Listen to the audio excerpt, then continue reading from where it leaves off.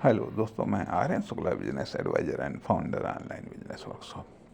मित्रों, आज हम आपको एक मोटिवेशन स्टोरी हम आपको सुनाना चाहते हैं। मोटिवेशन स्टोरी हम आपको सुनाना चाहते हैं और यह स्टोरी हमने उस पीरियड में सुनी थी जब हमने अपने जीवन के करियर की शुरुआत एक अध्यापक के रूप में की थी। जब हमने अपने करियर की शुरुआत एक अध्यापक के रूप में की थी तब ये स्टोरी, ये कहानी हमने सुनी थी एक सफल विद्यालय के प्रबंधक या संस्थापक, या ये कह लीजिएगा कि जिन्होंने बहुत सारे विद्यालयों की स्थापना में जिनका महत्वपूर्ण योगदान था, उनके द्वारा उन्होंने कहा था कि वास्तव में यदि कभी कभी जो तकलीफ़ें होती हैं, कभी कभी वो तकलीफ़ें होती हैं, वो वास्तव में गढ़ने के लिए होती हैं। किस तरीके से यदि कोई सही गढ़ने वाला मिल जाता है, सही गढ़ने वाला मिल जाता है, यदि कोई सही गढ़ने वाला न मिले तो भी हमें ईश्वर पर भरोसा करना चाहिए। खैर, हम कहानी को स्टार्ट करते हैं। उन्होंने सुनाया था कि एक और निश्चित तौर पर ये कहानी हमने कुछ अन्य महत्वपूर्ण लोगों के द्वारा हमने सुनी है। ये कहानी है, लेकिन फिर भी उसको हम रिपीट करना चाहते हैं कि एक शिल्पकार जो कि पत्थर से मूर्तियां बनाया करता था, एक शिल्पकार जो पत्थर से मूर्तियां बनाया करता था, वह मूर्तियां बनाने की इच्छा से एक पर्वत पर गया। दो मूर्तियां उसे बनानी थी। उसने उन मूर्तियों को बनाने की कल्पना कर रखी कि हम इस प्रकार की इतनी बेहतरीन मूर्तियां बनाएंगे। तो उन मूर्तियों को बनाने की तलाश में, वो पत्थर की तलाश में पर्वत पर गया। वहाँ पर उसने देखा, तमाम सारे पत्थरों को देखा, उनमें से दो को उसने सेलेक्ट किया। संभवतः इसलिए भी सेलेक्ट किया होगा कि अगर एक से मूर्ति न बन पाई तो दूसरे से सही जा करके, और उन दोनों पत्थरों को वो ले आया। उन दोनों पत्थरों को ले आया और घर पर ला करके उसने उन पत्थरों से मूर्तियां बनानी स्टार्ट की। पहले पत्थर पर उसने छेड़ी रखी, हथौड़ी रखा और उसने चलाई, लेकिन वो पत्थर नहीं टूटा। फिर उसने प्रयास किया, फिर भी नहीं टूटा। फिर उसने प्रयास किया, लेकिन वो पत्थर नहीं टूटा।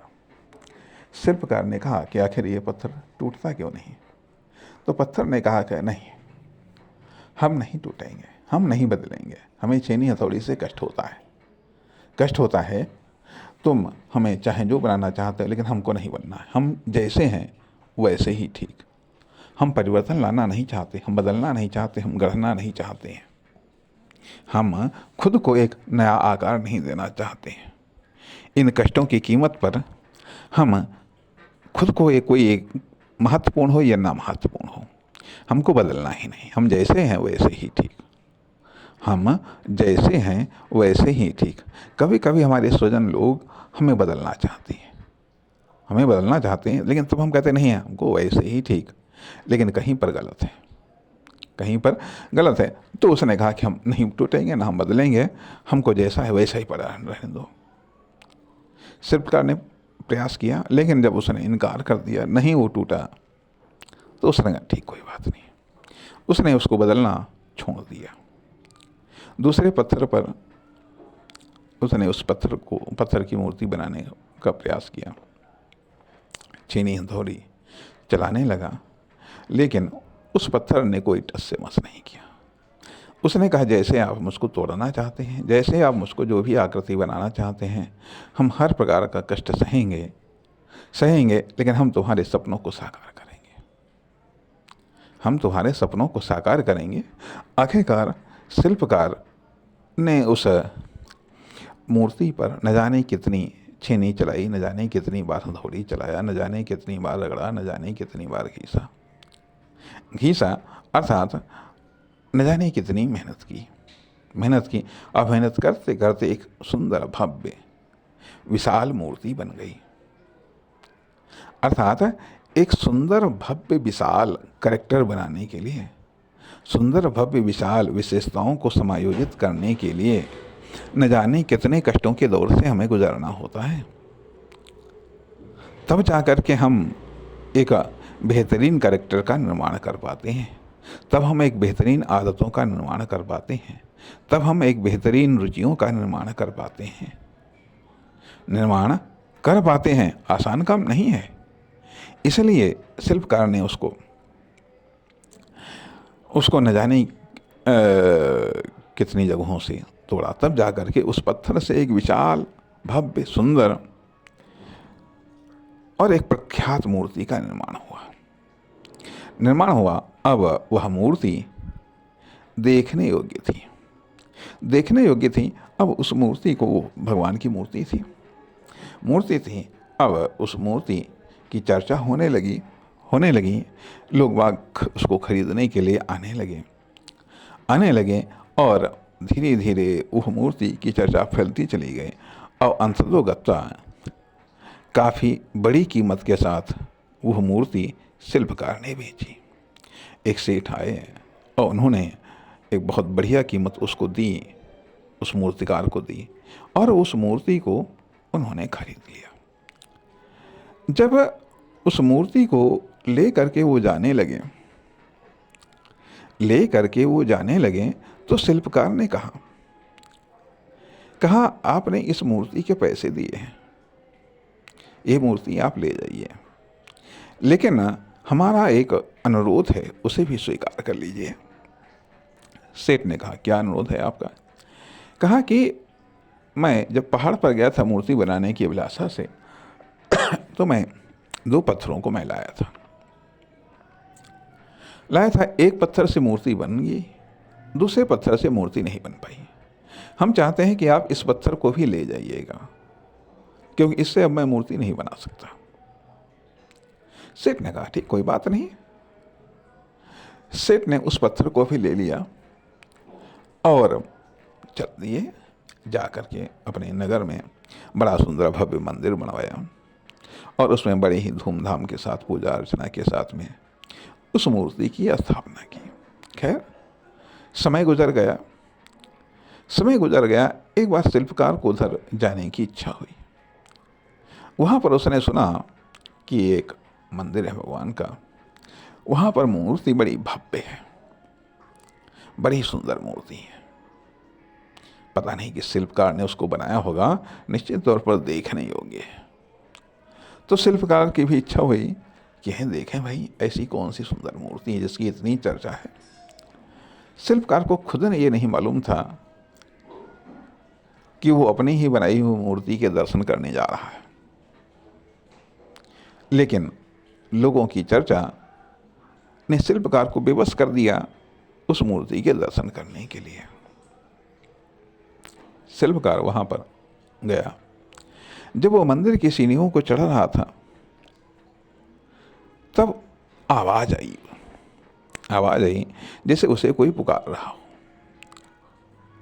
शिल्पकार ने सोचा कि यहाँ पर इस समय उसको आवाज़ कौन दे रहा है। उसने गौर किया तो उसके पैरों के नीचे से आवाज़ आ रही थी। तो जब पैरों के नीचे से आवाज़ आ रही थी, ध्यान दिया कि अरे मैं तो उस पत्थर पर खड़ा हूँ जिस पत्थर को मैं पहाड़ पर से लाया था मूर्ति बनाने के लिए। अचानक शिल्पकार चौंका, वो उस पत्थर से हट गया। वो उसी जगह बैठ गया। कहा है तुम मुझको आवाज़ दे रहे हो? तो कहा हाँ शिल्पकार, मैं तुम्हें आवाज़ दे रहा हूँ। आपने तो बहुत प्रयास किया था मुझे मूर्ति बनाने का, लेकिन हमने कहा कि हम जैसे हैं वैसे ही हैं। यदि आप जैसे हैं वैसे ही हैं तो निश्चित तौर पर आप अपने लिए बहुत कुछ हो सकते हैं, लेकिन आप बेकार हैं।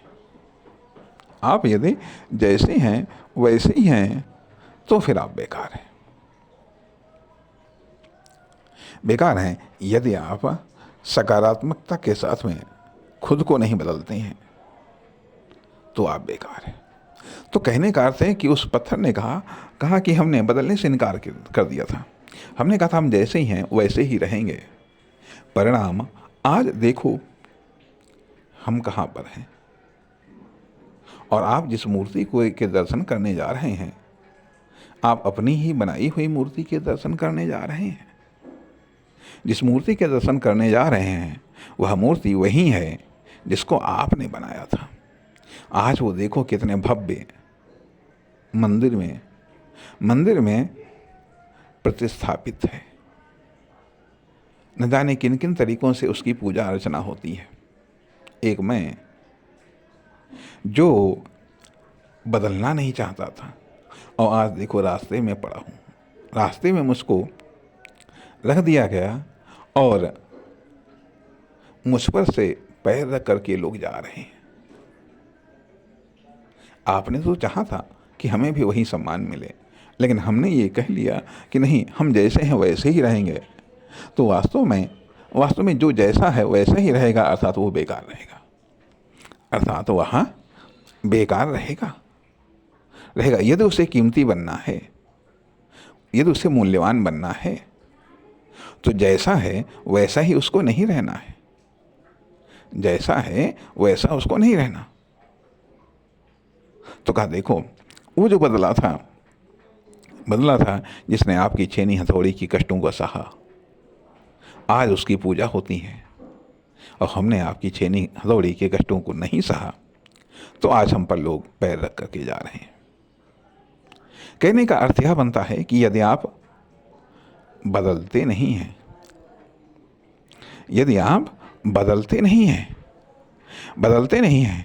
तो आपका निर्माण नहीं होता है। इसलिए सकारात्मक बदलाव की आवश्यकता है। कहने का अर्थ है कि इस कहानी से शिक्षा यही मिलती है कि जो हमारे निर्माण करता है, चाहे वह माता पिता हों, चाहे वह गुरु हों, चाहे वह कोई ट्रेनर हों, कोच हों या एडवाइज़र हों, जो कि हमें निर्मित करना चाहते हैं, जो हमें सफल बनाना चाहते हैं, उनके अनुसार कष्टों को हमें सहना पड़ेगा। इसलिए जब हम उनके अनुसार दिए गए कष्टों को सहते हैं, तभी हम निर्मित हो पाते हैं। नमस्कार, धन्यवाद।